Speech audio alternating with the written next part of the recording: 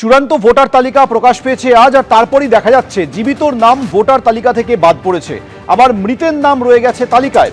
আলিপুরে কলকাতা পুরসভার ৭৪ নম্বর ওয়ার্ডে চূড়ান্ত তালিকা ঘিরে একাধিক অভিযোগ সামনে এসেছে।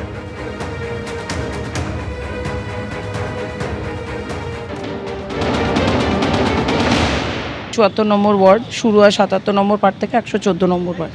আমি প্রথমেই চোখ খুলতে গিয়ে দেখলাম আমার পাশে আমার বিএলও 2 আছে, যিনি কাজ করেছেন। আমার এখানে ম্যাক্সিমাম সব বিএলও 2রাই দাঁড়িয়ে যায়, যার পার্টের জন্য দেখছে, সুপারভাইজ করছে কি বাদ হয়েছে। ছবি তো দেখো, হ্যাঁ এই যে তোমাকে নির্বাচন দপ্তর থেকে তোমার নামটা ভোটার লিস্টে কেটে দিয়েছে, এই বড় বড় করে ডিলিটেড বলে লিখে। আজকে এই লিস্ট আমরা একটু আগে পেলাম, এখানে লিখে দিয়েছে ডিলিটেড। কি কারণে করেছে আমরা কিন্তু জানি না, এটা ইলেকশন কমিশনের কাগজ আজকে আমরা হাতে পেলাম।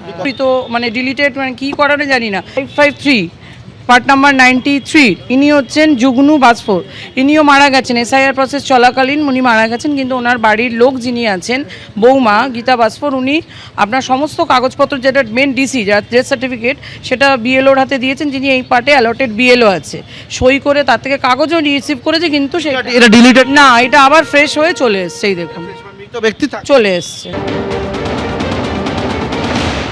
हम तो बच्चे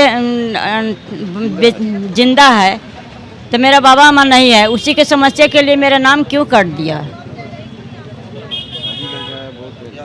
हम तो बहुत दिन आगे से वोट दे रहे हैं, 40 साल हो गया। हाँ, जन्म यूपी में है, कितना साल? 30-40 हो गया है, 55। हाँ, अब हम कैसे जाने कि क्या क्या कर रहा है लोग। আলিপুরে কলকাতা পুরসভার ৭৪ নম্বর ওয়ার্ডের ঘটনা, যেখানে চূড়ান্ত তালিকা ঘিরে একাধিক অভিযোগ সামনে এসেছে। চূড়ান্ত তালিকা আজ প্রকাশ পেয়েছে। এবার শোনাবো প্রদেশ কংগ্রেস সভাপতি শুভঙ্কর সরকার কি বলেছেন। তো আজকে এই লিস্ট বেরোতে গিয়ে আমরা দেখলাম স্বয়ং মুখ্যমন্ত্রীর কেন্দ্রে ডেড ভোটারের নাম আছে। সেই লিস্ট আপনাদের আমি যদি দেখাই, সে এই দেখুন হচ্ছে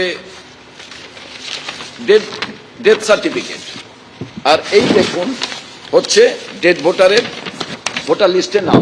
আবার দেখুন ওই 74 ওয়ার্ড, ওখানে জেনুইন ভোটার ডিলিটেড। তো এই যে বিষয়, এটা তো একটা স্যাম্পল, তার মানে এই লিস্টটা ত্রুটিমুক্ত লিস্ট নয়। এসআইআর চূড়ান্ত তালিকা প্রকাশিত হলো আজ। এর আগে খসড়া তালিকায় বাদ পড়েছিল 58 লক্ষের নাম, এবং এরপর চূড়ান্ত তালিকায় 5 লক্ষের কিছু বেশি নাম বাদ পড়লো, এবং এর ফলে মোট বাদ পড়লো 63,66,952 জনের নাম। অবশ্যই নজর ছিল নন্দীগ্রামের দিকে। নন্দীগ্রামে যেটা জানা যাচ্ছে, এখনো পর্যন্ত 11,000 নাম বাদ পড়েছে। খসড়া এবং চূড়ান্ত তালিকা মিলিয়ে 10,599 জনের নাম বাদ পড়লো। চূড়ান্ত তালিকায় 395 জনের নাম বাদ। শুভেন্দু অধিকারীর নন্দীগ্রাম, সেখানে ফাইনাল এসআইআর লিস্ট বেরোলো, যেখানে দেখা যাচ্ছে যে এর আগে খসড়া তালিকায় নন্দীগ্রামে 10,599 জনের নাম বাদ পড়ে, এবং এখনো পর্যন্ত বিচারাধীন 10,600 জন। নন্দীগ্রামের মোট ভোটার সংখ্যা হচ্ছে 2,78,212 জন।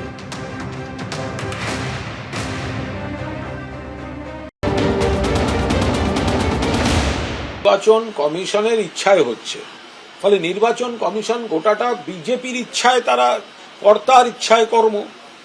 ফলে নন্দীগ্রামের ক্ষেত্রে যে ইনস্ট্রাকশন, সেটা অন্য জায়গার ক্ষেত্রে সেই ইনস্ট্রাকশনটা হচ্ছে না। ফলে নন্দীগ্রামে অন্যরকম দেখা যাচ্ছে, ওখানে বিজেপির যেটা করলে সুবিধা, নির্বাচন কমিশন ওখানে সেটা করছে। আমার মৃত ভোট, অ্যাবসেন্ট ভোট দেওয়ার কোনো দরকার হয় না, এবং স্বাভাবিকভাবে কত বাদ গেছে দেখবেন। এখানে তো 60,000 ভোটার বাদ গেছে, ওটা নিয়ে একটু কম কথা বলুক। আমি তো ওদের 3 বার হারিয়েছি, শুধু 21-এ নয়, পঞ্চায়েতে আমি হারিয়েছি। 17টা গ্রাম পঞ্চায়েতের 11টাতে আমি হারিয়েছি, 2টো পঞ্চায়েত সমিতি হারিয়েছি। আমার লিড ছিল 2000, অভিজিৎ গাঙ্গুলির লিড হয়েছে 8,200। এই যে জুডিশিয়ারির কাছে গেছে 10,000 ভোটার, এর মধ্যে তো 9,000 মুসলমান। কে বাঁচাবে এদেরকে? প্রমাণ করুক আগে। অন্যদিকে দেখুন, এই এসআইআর এর চূড়ান্ত তালিকা প্রকাশের দিনই রাজনৈতিক চাপানুতর কিভাবে চলছে? কল্যাণ বন্দ্যোপাধ্যায় তিনি বলছেন যে বিজেপি চাইছে মানুষ যাতে আতঙ্কিত হয়, অযথা আতঙ্কিত হবেন না। পাল্টা বিজেপির কি বক্তব্য? রাখবো আপনাদের সাথে।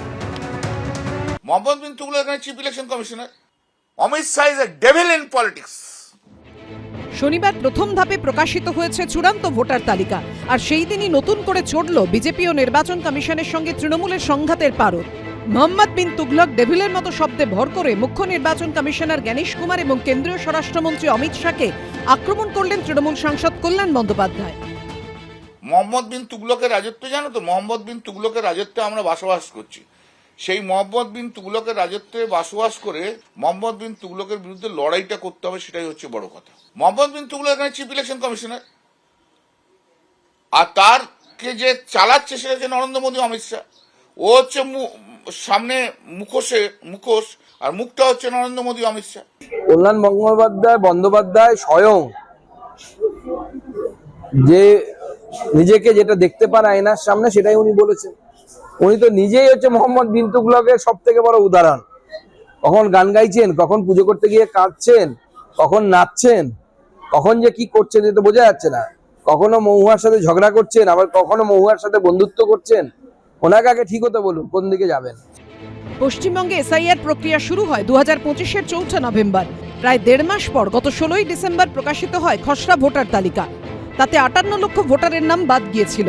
শনিবার প্রথম ধাপে যে চূড়ান্ত ভোটার তালিকা প্রকাশ করা হয়েছে, সেখানে 7 লক্ষের কিছু বেশি ভোটারের নাম বাদ গেছে বলে নির্বাচন কমিশন সূত্রে খবর। লজিক্যাল ডিসক্রিপেন্সির তালিকায় থাকা আরও 60 লক্ষ ভোটারের নথি এখনও বিচারাধীন। সুপ্রিম কোর্টের নির্দেশে হাইকোর্টের প্রধান বিচারপতি নিযুক্ত জুডিশিয়াল অফিসাররা তা খতিয়ে দেখছেন। এই প্রেক্ষাপটে তৃণমূল অবশ্য এসআইআর ইস্যুতে আক্রমণ জারি রেখেছে। শনিবার চূড়ান্ত ভোটার তালিকা প্রকাশের দিনও কেন্দ্রীয় স্বরাষ্ট্রমন্ত্রী অমিত শাহ এবং মুখ্য নির্বাচন কমিশনার জ্ঞানেশ কুমারের বিরুদ্ধে চাঞ্চল্যকর অভিযোগ তুলেছেন তৃণমূল সাংসদ কল্যাণ বন্দ্যোপাধ্যায়। অমিত শাহ রেগুলার ডিরেকশন দিয়ে যাচ্ছে, এই করতে হবে, ওই করতে হবে, সেই করতে হবে। তার কিভাবে ইনফ্লুয়েন্স কোন লেভেলে কোথায় কোথায় কাকে করা হচ্ছে সেটাও আমি জানি। সব কনস্টিটিউশনাল ইনস্টিটিউশন, কিন্তু আমি বললাম সাংবিধানিক প্রতিষ্ঠানে যেভাবে অমিত শাহ ইনফ্লুয়েন্স করছে, ইন্টারফারেন্স করছে, ভারতবর্ষের গণতন্ত্রকে শেষ করে দিয়েছে। অমিত শাহ যা করছে সব জানতে পারছি আমরা, এবং ভারতবর্ষের গণতন্ত্রে এরকম একটা মানুষ কখনো আসেনি। He is destroying everything, he is destroying everything. His attempt is to destroy everything, including judiciary. Amit Shah is a devil in politics. সব থেকে বড় ডেভিল হচ্ছে পলিটিক্সের তৃণমূল কংগ্রেস নামক দলটা। এই দলটার থেকে ডেভিল অন্য কিছু কেউ হতে পারে না। যেভাবে দেশের স্বার্থ তৃণমূল কংগ্রেস জলাঞ্জলি দিচ্ছে, উগ্রপন্থীরা এসে এই রাজ্যে লুকিয়ে থাকছে এবং তার খবর অন্য রাজ্যের পুলিশ এসে পেয়ে ধরে নিয়ে যাচ্ছে, আগামী দিনে বোম ফাটবে। এদিন প্রথম ধাপে প্রকাশিত হলো চূড়ান্ত ভোটার তালিকা। সুপ্রিম কোর্টের নির্দেশ অনুযায়ী এরপর লজিক্যাল ডিসক্রিপেন্সির তালিকায় থাকা ভোটারদের তথ্য যাচাই করে সাপ্লিমেন্টারি তালিকা প্রকাশ করবে নির্বাচন কমিশন। বিধানসভা ভোটের মনোনয়ন পেশের শেষ দিন পর্যন্ত যাচাই হওয়া ভোটারের নাম তালিকায় উঠবে। শেষ অবধি এসআইআরে কত নাম বাদ পড়ল, কারা কারা ভোটাধিকার হারালেন, কাদের ভোটাধিকার চূড়ান্ত হলো, তা জানতে আরও কিছুদিন অপেক্ষা করতে হবে। রুমা পাল, অনির্বাণ বিশ্বাস ও মুন্না আগরওয়ালের রিপোর্ট, এবিপি আনন্দ। এবিপি আনন্দ, এগিয়ে থাকে, এগিয়ে রাখে।